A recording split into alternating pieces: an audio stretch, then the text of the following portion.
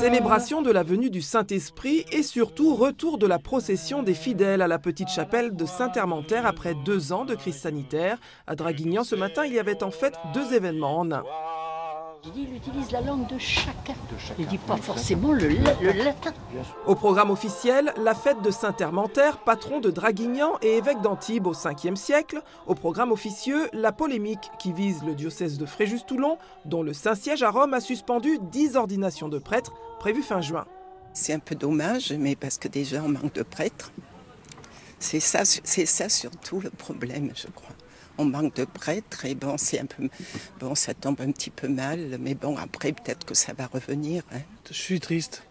J'avoue que je ne suis pas toujours, comment dire, ce que pense le pape actuellement. Je le trouve un petit peu trop politique et marqué Stratège. Un peu stratège, mais marqué un petit peu politiquement plutôt à gauche, quoi. J'apprécie pas.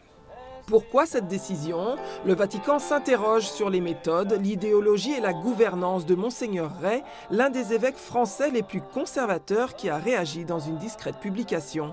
Nous accueillons cette demande à la fois dans la douleur et la confiance, conscients de l'épreuve qu'elle représente avant tout pour ceux qui s'apprêtaient à recevoir l'ordination.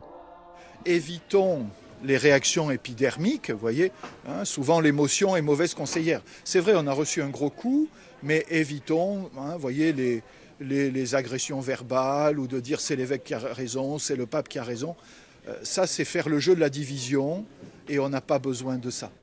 Un coup dur qui n'était pas vraiment une surprise, les rumeurs étaient déjà fortes, d'autant que ce diocèse n'est pas le seul dans le viseur du Vatican.